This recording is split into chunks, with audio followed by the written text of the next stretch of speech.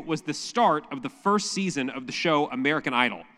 So American Idol still exists, but it is not like it was then. So in 2002, the hosts were Randy and Paula and Simon. Well, technically Ryan Seacrest and that other guy that no one remembers was the host. But the judges were those three. And American Idol at the time, it's hard to express, for those of you who are young here, how big of a deal American Idol was in 2002. So there were not streaming services like there are now. You didn't have social media the way that it is now. So most people were watching the same kind of television shows. And it felt like everybody was watching American Idol in 2002. So the basic idea of the show, if you're not familiar, is that they scour the country in different places trying to find the next person who could be a singing star in the United States. So they go out to all these cities, they do auditions, and then finally they want to crown this one person who deserves to have the title of being an American Idol. So a few people from the show did end up becoming famous. So Kelly Clarkson was the first winner of American Idol, and she has had an extremely successful career, a great singer. The other really notable winner was probably Carrie Underwood, who's also been very famous, won a lot of Grammys, sold a ton of records. And so what made this show work? What made it so obscenely popular at the time? And I think it was a couple things. One was this. The show figured out that people want to see someone who deserves recognition get recognition. You know, to find a diamond in the rough who deserves to be famous, deserves to be a world-famous singer who isn't yet. And so that's why Kelly Clarkson and Carrie Underwood worked. They were living in these towns, small towns, middle of nowhere, but they were just so amazingly talented, they deserved to be famous. And so I think people, when they watch this show, were looking for a person like that, who deserves to be a great singer in front of people singing that isn't yet. So that part of the show worked. The other thing that worked about the show had to do with the way that it started. They would go to cities, they'd go to Houston, they'd go to Denver, they'd go to Dallas, they'd go to San Francisco, and thousands of people would show up to the audition. And many of these thousands of people believed that they had what it took to be the next American Idol.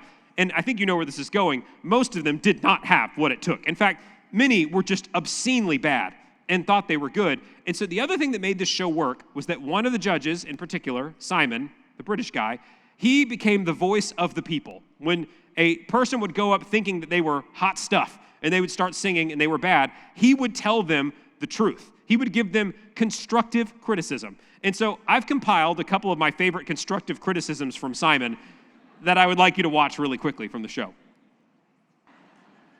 Constructive, building up criticism.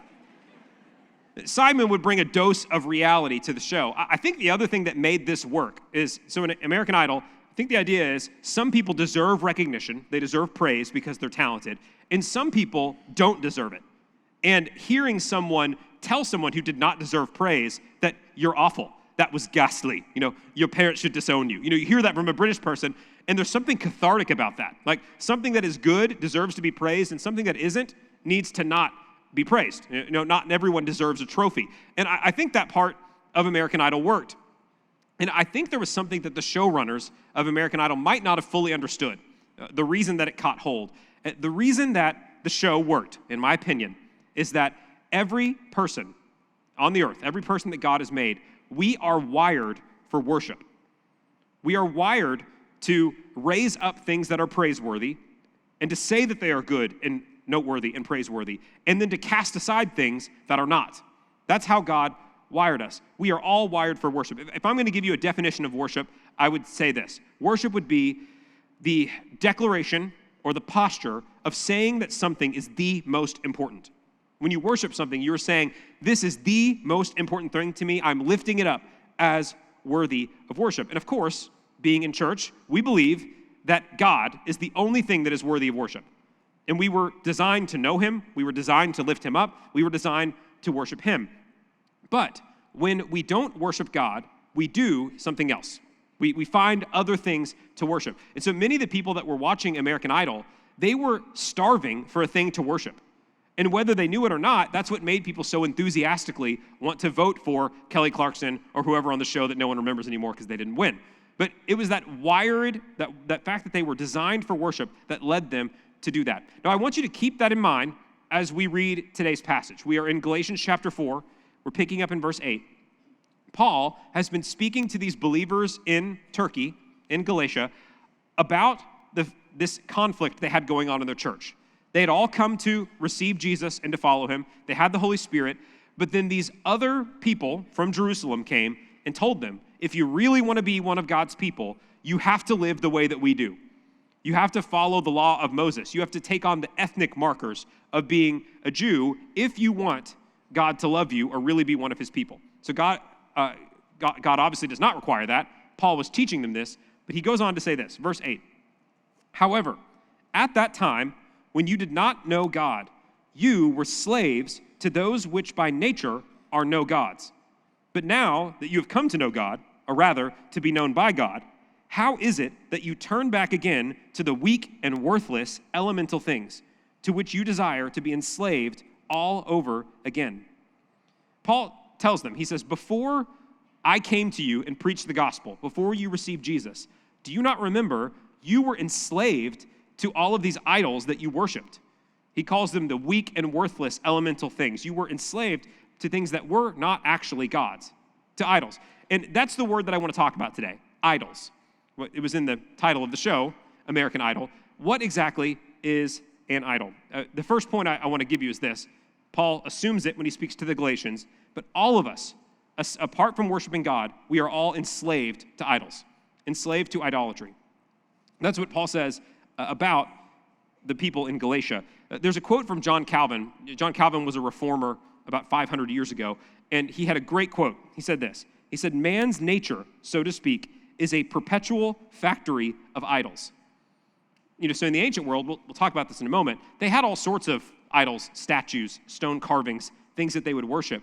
But whether or not it's a physical object, humans are incredibly creative about the things that we choose to worship when we ignore worshiping God. So what exactly is an idol? I have two definitions that I want to give to you. I wrote them down this week. The first one is more confusing than the second, so I'm going to give you the first one first. An idol is this. An idol is a created or contingent thing that we treat as though it were the ultimate thing. So I gave you the definition a moment ago. Worship is lifting something up as being the most important. An idol would be anything that is not actually deserving of worship that we worship. So maybe it's people in the past would worship the sun. They would look in the sky, they would see its power, they would worship the sun. That is a created thing, contingent on the nature of God. God made it, but people are treating it as though it were God. The same thing with a statue. The same thing with any sort of idol that we concoct or create. It is a contingent thing, a created thing that we treat as though it were the ultimate thing. Maybe here's an easier way to say it. An idol is anything that we use to replace God. To replace the place that God should have in our hearts and our minds, anything that we do that with, that is an idol. The Bible is filled with examples of idolatry. So if you go back to Exodus, where God gives the 10 commandments to Israel, this is what God says. First commandment, you shall have no other gods before me. The second commandment, or the contingent to the first, God says, you shall not have any graven images, carvings, that you would worship. Those are the two things God says. He cares, it's right at the top of the 10 commandments, do not worship idols. Why? We will talk about that in just a moment. So in the Bible, from that point on, we see so many examples of idols that the people of Israel were tempted to worship. The idols, the gods of the people groups around them, that they were always pulled in the direction of should we worship these gods or should we not? I have a couple pictures here that are relevant to biblical examples of idolatry. On the far left, this is a coin with Caesar Augustus's face. If you've heard that name, Caesar Augustus, it might be from reading Luke chapter 2. So at Christmas, we will read Luke chapter 2. And at the beginning, it tells us Caesar Augustus, the Caesar of Rome, called for a census of the whole empire. And that's the reason that Mary and Joseph had to travel to Bethlehem, where Jesus was born. So Caesar Augustus, he was an extremely powerful Caesar. In fact, the things that they said in the world was this, that Octavian, Caesar Augustus, has brought peace to the world through bringing the empire together, and this is gospel, good news. That's the verbiage that was being used about Caesar Augustus. And at the time that Paul was writing to these New Testament believers, they were tempted all the time, pressured to participate in the worship of Caesar. There was a thing called the emperor cult that was spreading all over the Roman Empire, where basically they would have to take an oath and say, Caesar is Lord. And it was on everything. It was on their coins. It was on all the stuff that they had. This was a form of idolatry. In the middle, this is an engraving of the Babylonian god Marduk. He was the chief god of the Babylonians.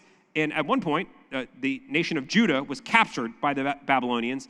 And the people that were in exile, the Jews in exile in Babylon, had to decide, are we going to continue to worship our God, or are we going to worship these other gods that seem stronger?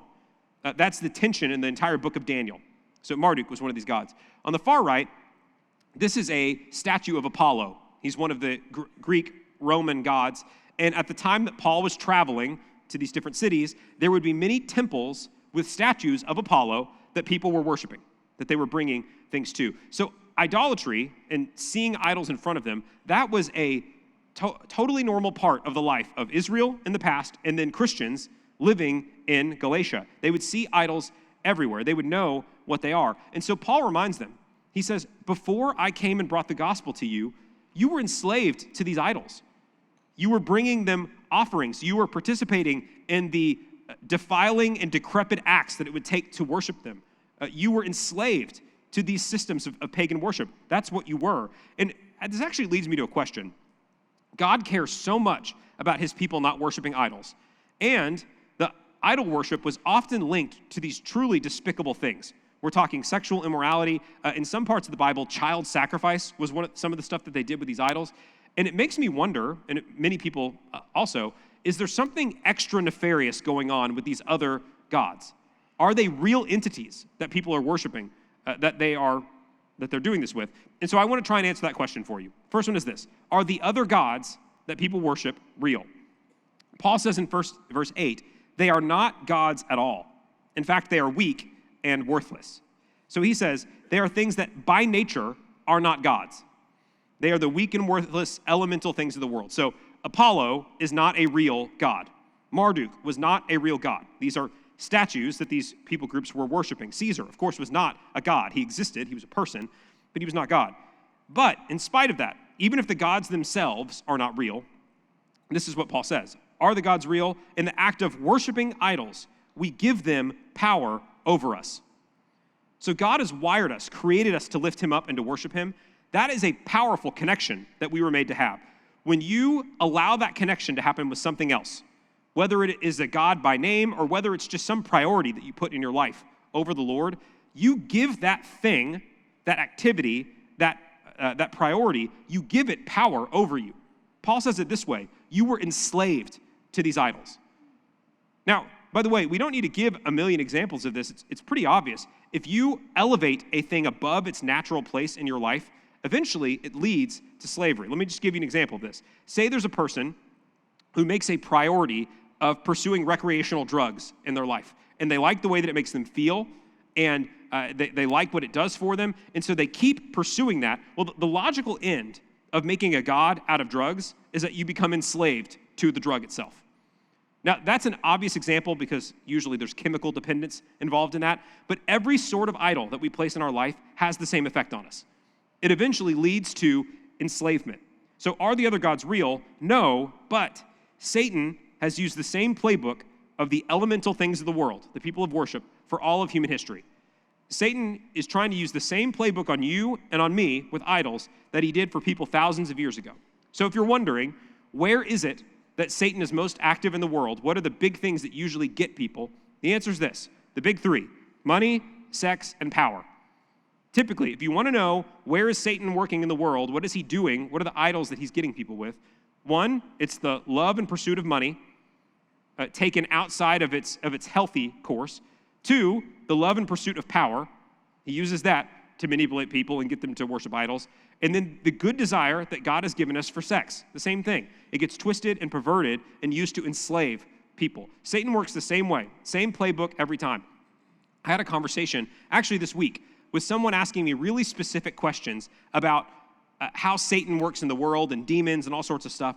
And I can't help but think, a lot of times when we speculate too far into those things, it's not a helpful direction to speculate. Obviously, God is at war with the powers of evil. Satan is real, demons are real. The Bible takes that for granted. We don't have to know the specifics of what all that is. He's used the same stuff over and over again. It's usually money, sex, and power. But what God really cares about is that we have our worship aligned correctly. And in fact, that's actually the only move that Satan has. The only move he has is to exploit and pervert our good need that God has given us for worship. So Paul reminds them, you used to be enslaved to these idols. Verse 10, he continues, you observe days and months and seasons and years. I fear for you that perhaps I have labored over you in vain. In verse 10, when he says that they're observing days and months and seasons and years, what he's talking to them about are the days, months, seasons, years, and rituals of the specifically Jewish calendar. So remember, these are ethnically Gentile believers in Galatia. They have been visited by these people from James, is what they're called, but they were Jewish believers from Jerusalem who've told them, you have to follow all of the ethnic things that we follow. You have to follow our calendar. The men need to be circumcised. You have to follow our food laws. You need to do all these things if you really want to be God's people. And Paul says this is actually pretty wild in first century church.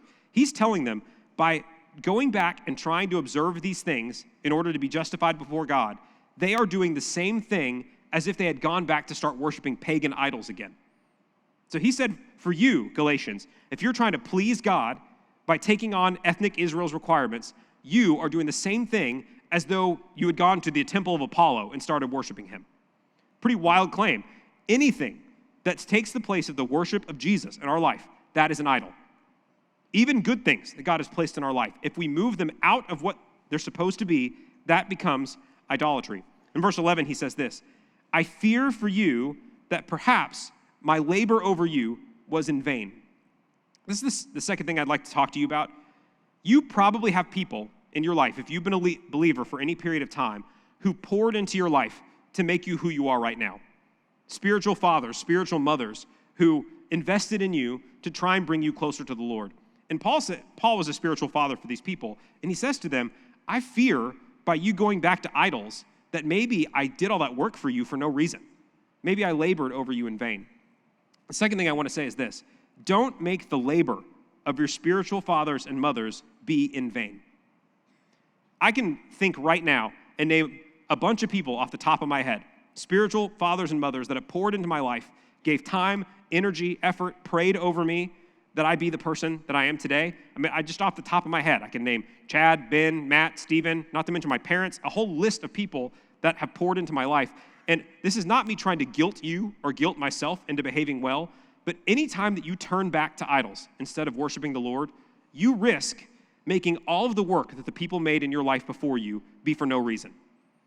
When you turn back to idols, it keeps you from doing what God has called you to do, and it means that all that work that they did for you was for nothing. I hope that motivates you the same way that it motivates me. You know, anytime that I'm tempted to take something in my life and make it into an idol, I need to remember these guys, these ladies gave so much of themselves so that I could be closer to the Lord. How could I possibly let them down and let the Lord down by turning back to these old, useless things? Verse 12, Paul says this, I beg of you, brethren, become as I am, for I also have become as you are. You have done me no wrong, but you know that it was because of a bodily illness that I preached the gospel to you the first time. We learned something new in verse 13.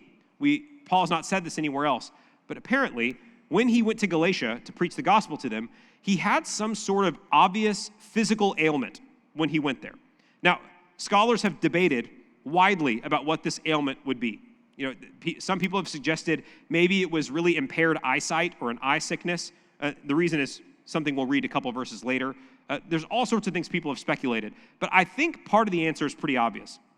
When we read in Acts about Paul's missionary journey, in multiple places where he stopped, he was brutally beaten, lashed, stoned, beaten near the verge of death.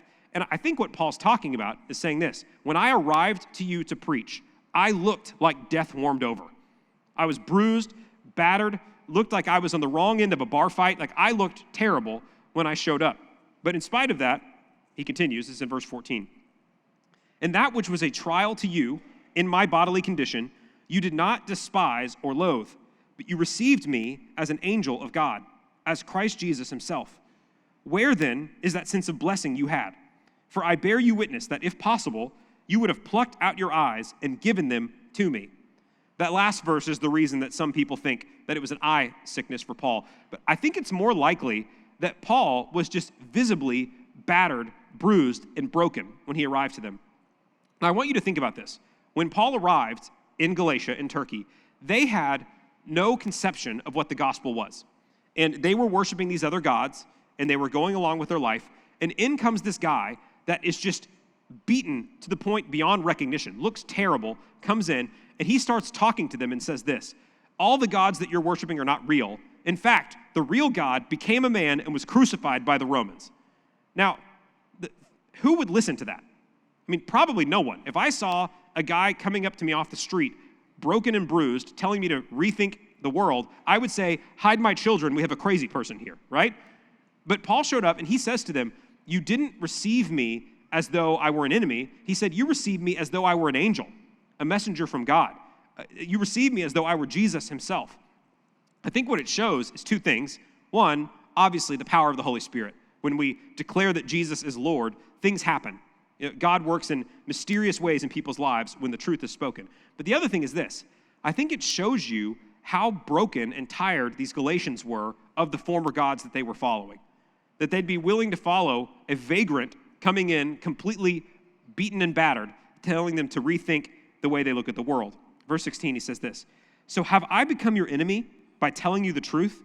They eagerly seek you, not commendably, but they wish to shut you out so that you will seek them. But it is good always to be eagerly sought in a commendable manner, and not only when I am present with you. Finally, Paul gets to the point.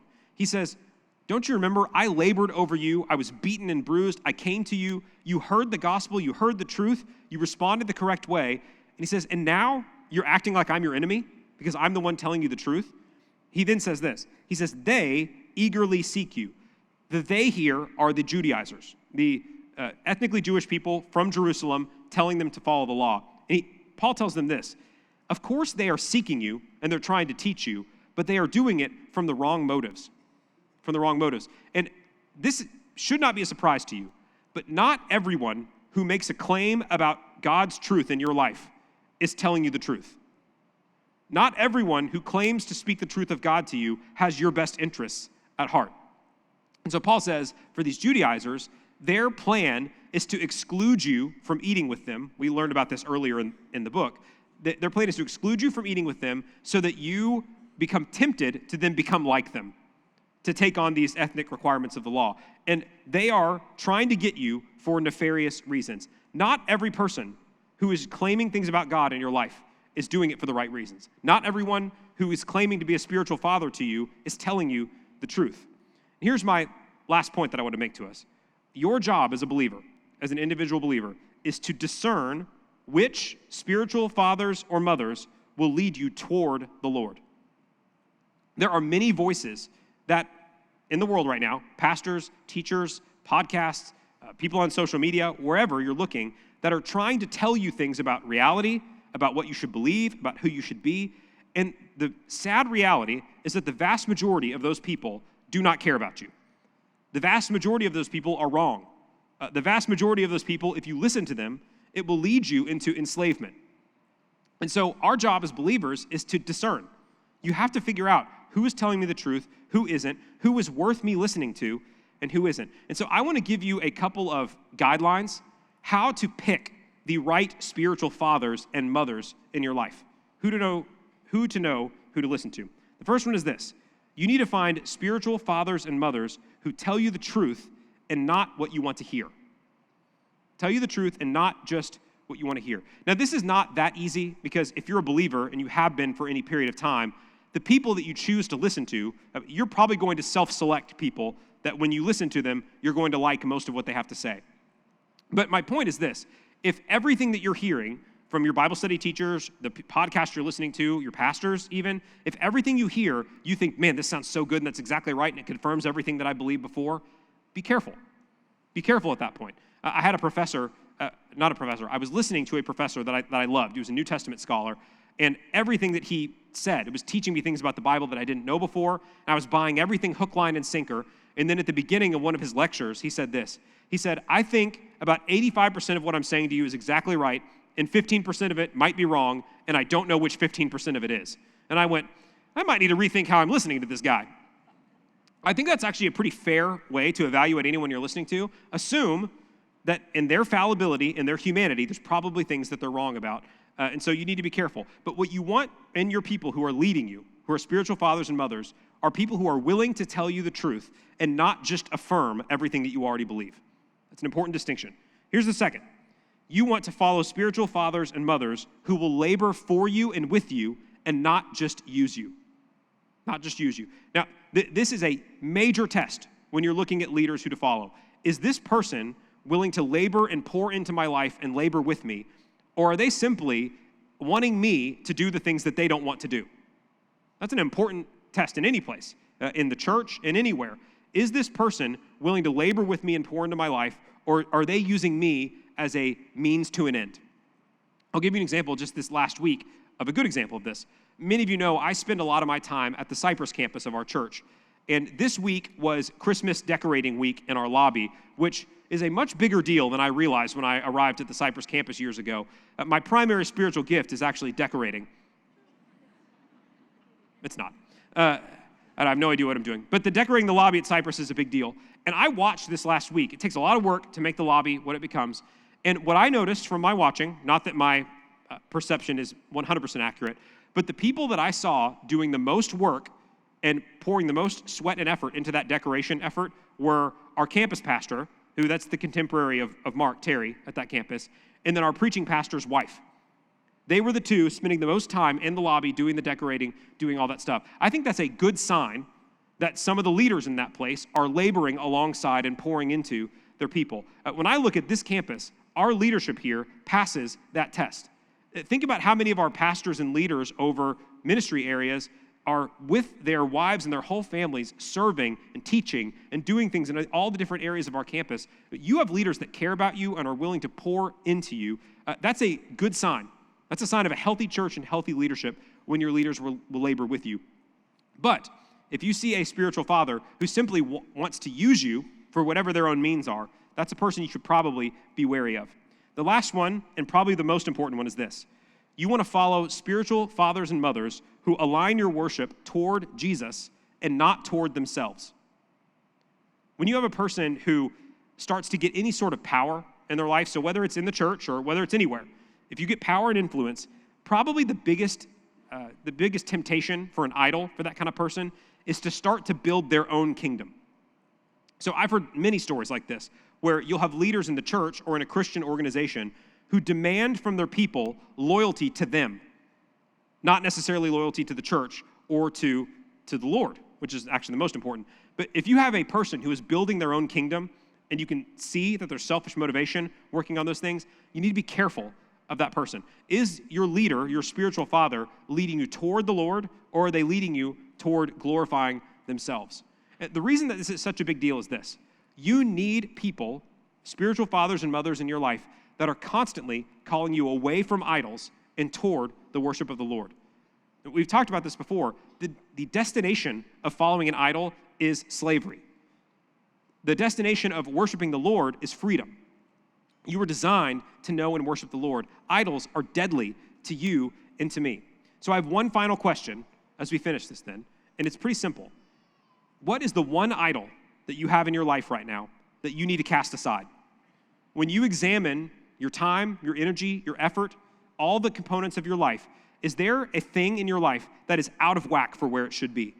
Is there a thing that you love too much? You've given it the foremost place in your life over the Lord. It could be a bad thing. It could be a sin or a vice that is gripping your life and is not letting you go. It could be just a good thing that you have allowed to move out of place. The question is this: can you identify what is the biggest idol that I have?